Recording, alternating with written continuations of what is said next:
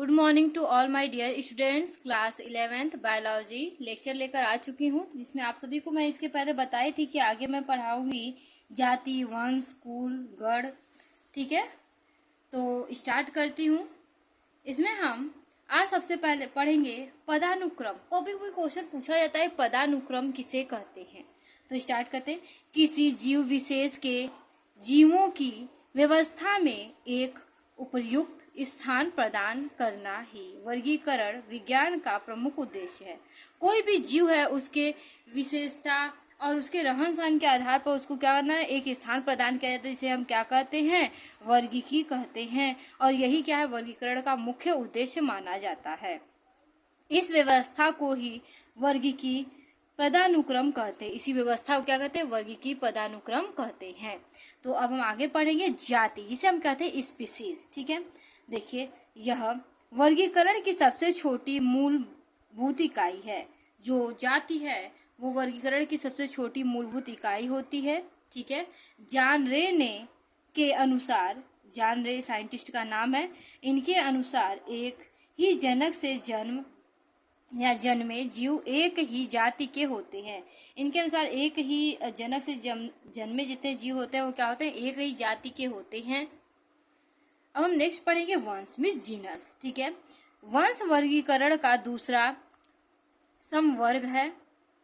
ठीक है, वंश जो है वर्गीकरण क्या है, दूसरा समवर्ग है, जो गुणों वाली जातियों, जो क्या है क्वालिटी वाली जातियों जो होती हैं, गुणों वाली जातियों, ठीक है, के मिलने से बनते हैं।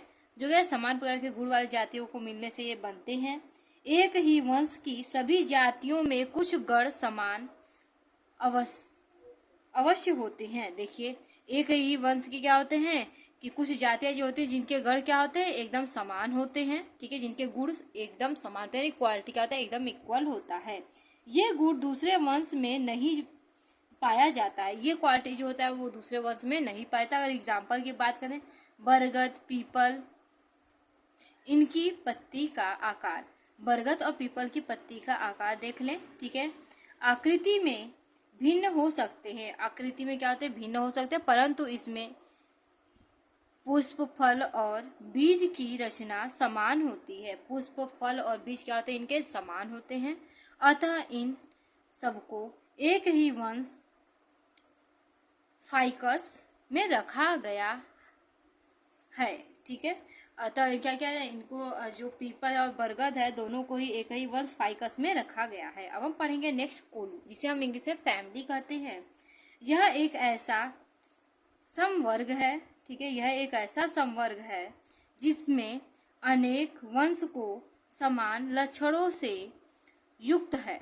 ठीक है, जिसमें क्या है कि अनेक वंश है जिसमें क्या होता है, समान लक्षणों से प्रचुर मात्रा में भरा हुआ है, कुल कहलाता है। जिसमें उसे क्या कहते हैं, हम कुल कहते हैं। एग्जाम्पल की बात करें तो जंतुओं में शेर, तेंदुआ, चीता एवं बिल्ली, जो दो वंश पैथोरा एवं फेलियस के अंतर्गत आते हैं, इनको एक ही कुल फेलिडी में रखा गया है। और इनको क्या देखिए, दोनों क्या है, क्या अगर बात किया जाए वंश का, तो वंश क्या है, पैथोरा और फेलिस है। लेकिन इन दोनों का अगर मैं बात करूं फैमिली का, तो इनका फैमिली सेम है, जिसे हम क्या कहते हैं, फेलिडी कहते हैं। ठीक है, नेक्स्ट आगे हम पढ़ेंगे गण, जिसे इंग्लिश में क्लास कहते हैं। तो स्टार्ट करते हैं। अनेक फूलों के समान लक्षणों के आधार पर वर्ग बनाए जाते हैं। अधिक जितने कुल होते हैं उनके आधार पर क्या किए जाते हैं, जितने भी अनेक प्रकार के कुल होते हैं उनके समानता के आधार पर लक्षण, जो समान लक्षण होते हैं उनके आधार पर क्या होते हैं, वर्ग बनाए जाते हैं। जैसे मनुष्य का गण क्या है, मनुष्य का गण प्राइमेटा है। ठीक है, इसके आगे हम बात करेंगे संघ की, जिसे फाइलम इसमें कहते हैं। ठीक है, पादपों में संघ के स्थान पर प्रभाग डिवीजन का प्रयोग किया जाता है या किए करते हैं। ठीक है, देखिए प्लांट्स जितने भी होते हैं उसमें संघ के स्थान पे क्या डिवीजन का प्रयोग किया जाता है। इसके वर्गों में समानता के आधार पर जंतुओं में संघ तथा पौधों में प्रभाग जाते हैं। देखिए इसी के आधार पर क्या होता है कि जितने भी जंतु होते हैं उसको क्या कहते हैं, संघ कहते हैं, और जितने भी प्लांट्स होते हैं उसमें क्या कहते हैं, उसे प्रभाग कहते हैं। जंतुओं में कार्डेटा संघ के 5 वर्ग रखे गए हैं। जितने भी जंतु उसमें कार्डेटा संघ के कितने हैं, 5 वर्ग रखे गए हैं। देखिए जैसे मत्स्य, उभयचर, सरीसृप, पक्षी वर्ग और स्तनधारी आते हैं इसके अंतर्गत। ठीक है, नेक्स्ट आगे हम पढ़ेंगे जगत मीन्स किंगडम, जिसे इंग्लिश में क्या कहते हैं, हम किंगडम कहते हैं। यह वर्गीकरण की सबसे बड़ी इकाई है। वो वर्गीकरण की क्या है, सबसे बड़ी इकाई है। ठीक है, जगत।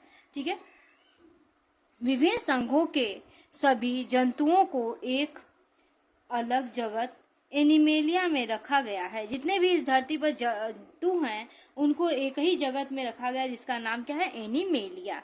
तथा पौधों के सभी प्रभागों को जगत प्लांटी में रखा गया। और जितने भी प्लांट्स इस धरती पर हैं सभी को प्लांटी के अंतर्गत रखा जाता है। आशा करती हूँ आप सभी को वीडियो समझ में आ रही होगी। तो नेक्स्ट वीडियो जल्दी लेकर आऊंगी, तब तक के लिए थैंक यू।